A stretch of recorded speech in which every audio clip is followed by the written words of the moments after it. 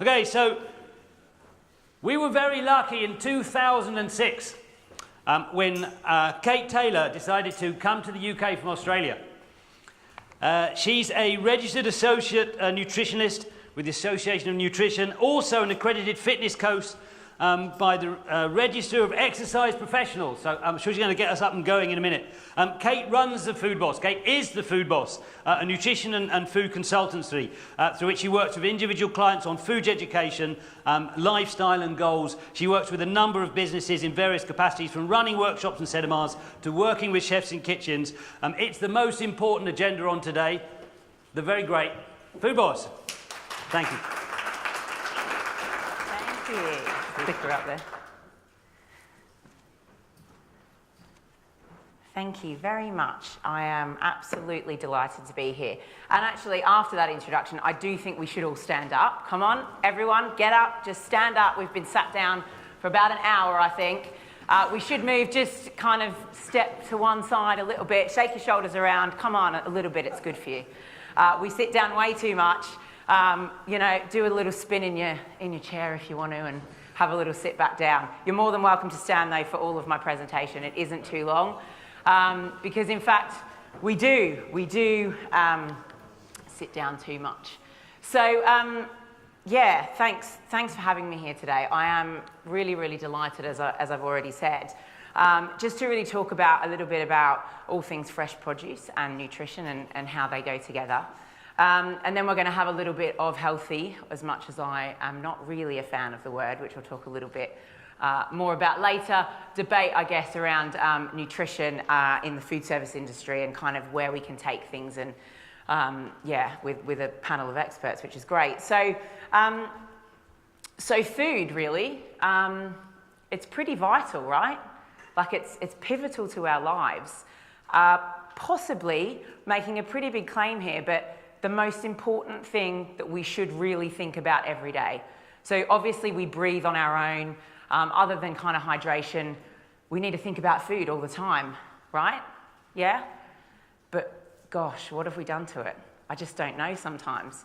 And I'll talk about why I kind of set up the business and I guess what drives me to I guess influence and educate others, because where we are with food and health and nutrition at the moment is sometimes pretty scary. But before we get there, I grew up in Oz, if you haven't guessed that already. Spent most of my life there until I was about 20. Come from a family of three, so I've got I'm the oldest. I've got a younger brother and a younger sister. Working class family. Mum was mum, really. She worked part-time. She wasn't really my food inspiration. I'm not going to lie, and she wouldn't mind me saying that either. Never really into food. Didn't really enjoy cooking, but she could cook, but wasn't really kind of an inspiration for me. But Dad, on the other hand, was. So Dad was a police officer. He still is a police officer today, and very much was the person that as kids we looked up to. Not only from a food perspective, but also from a movement perspective as well.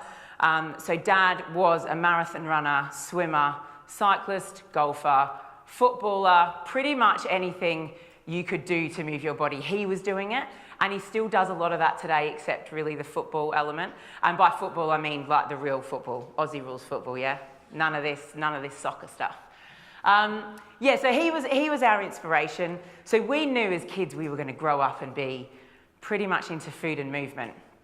And actually, we all are to a certain degree. And nothing's really changed. Dad still sends me, he's on WhatsApp now, talking of social media. He sent me a WhatsApp picture last week of the new chicken wings he'd cooked in the Active Fry that he'd bought on the weekend. So, you know, he's still up there. But when I was 20, I left Oz. A lot of us do. I'd been at uni. I always knew I wanted to work in health. But I went and studied occupational therapy. It was just not really for me. So I left and thought, you know what, I'm going to go to America. And I worked in Camp America for a year as a lifeguard, because what else do you do when you're 20 years old? And that really started my love of food and travel.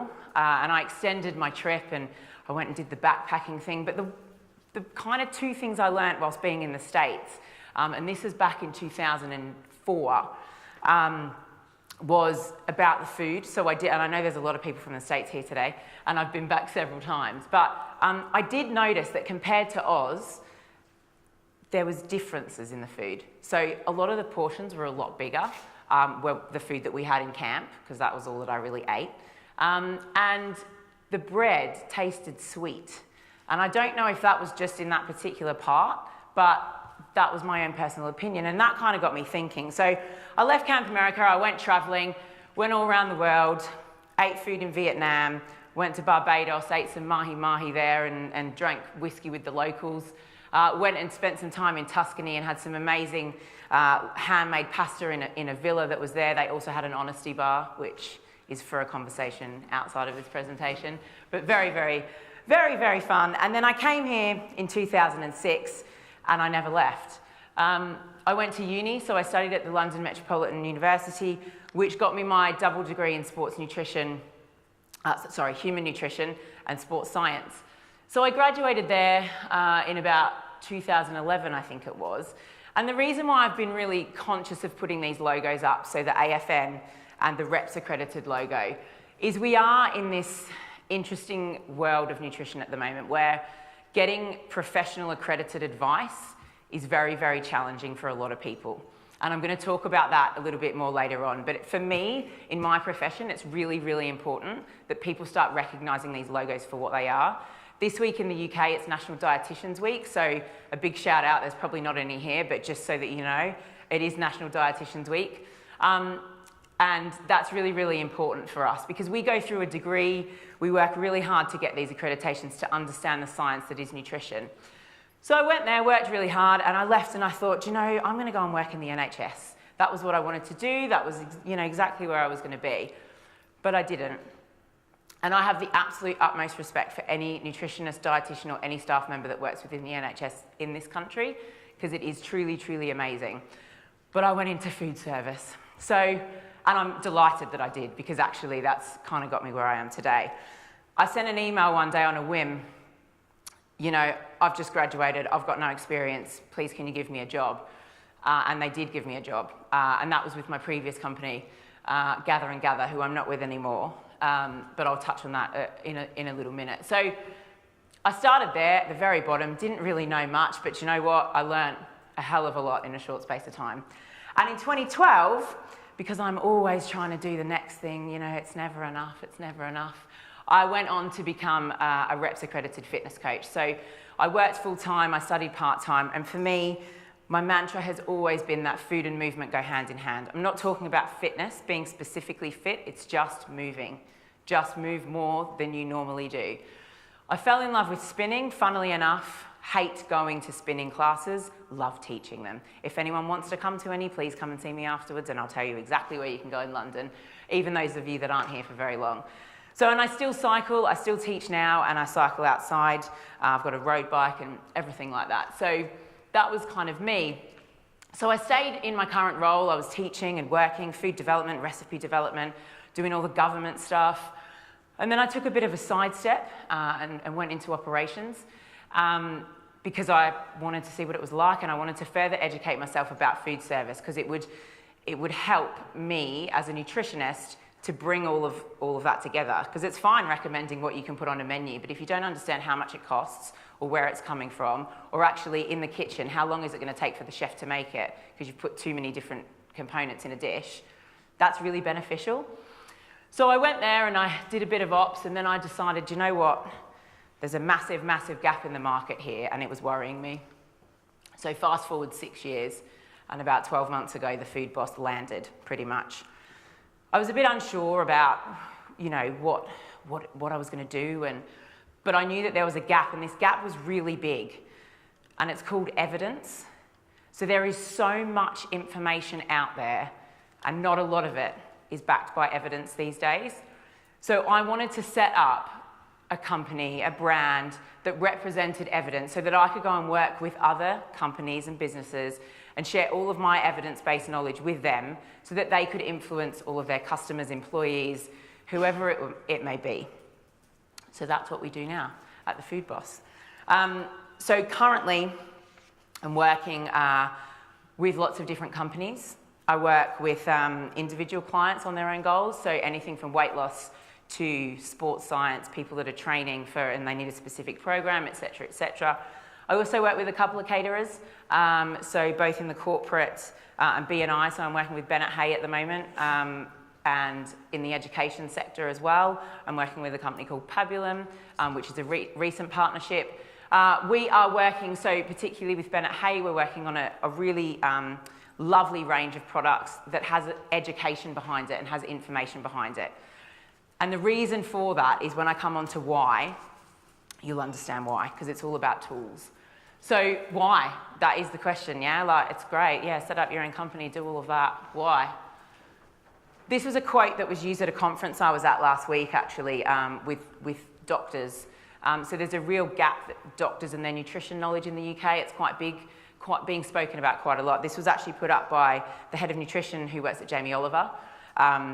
Give or take whatever you think he's doing, whether it's good or bad at the moment. She was there, and I thought, do you know what? This really resonates, doesn't it? It's a question of social action. Individual behaviours matter enormously, but they're influenced by and conditioned by environments and social determinants. And all of us here today, we are responsible for that environment. We will play a role in influencing that environment. And if we don't make that environment suitable for whatever the person, whatever the customer wants or is looking for that's going to support their goals, then that person is kind of fighting a losing battle. Because with the best will in the world, you can go into wherever, you know, cafe, supermarket, whatever it is, with the best intentions. If that environment isn't going to support you, it's pretty difficult, right? But what else? We're overwhelmed by health influencers. There are some great ones out there at the moment, but we are overwhelmed by information. We're confused. There's a need for no-nonsense, upfront food advice that people can trust. And I see so many people one-to-one these days that come to me and they have no idea because they've gone on this roller coaster of what they've done with food. This is good, this is bad. Actually, no food's bad for you, really, is it?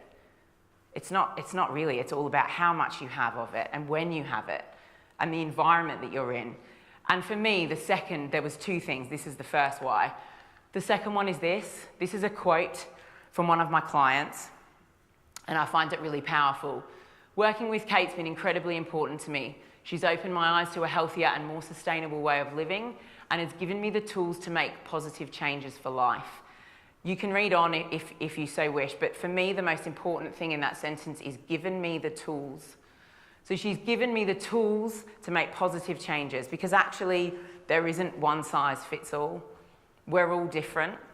We've all been confused for quite a long time about what we should eat. We just need to be able to find evidence-based information that we can trust that enables us to make the choice that's right for us.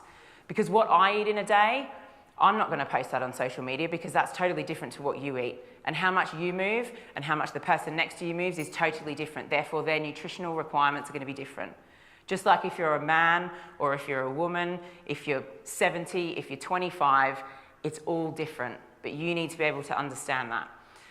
So that's kind of why, I guess, why I'm here and what my journey is with the company, just to, I guess, inspire people and educate people a little bit more about how to live better and how to maximize their output and make sure that, do you know what, food shouldn't be scary. Food should be amazing. We should enjoy it. We should celebrate it. If we're going out, we should celebrate that occasion because for far too long, we've been demonizing it. And I just want to leave, I'm going to finish on that note actually before we start the panel discussion, in that this morning there was a comment made around less, less, less. For so long we've been taking away from food, right? But we should be adding in. We should be talking about what we can eat.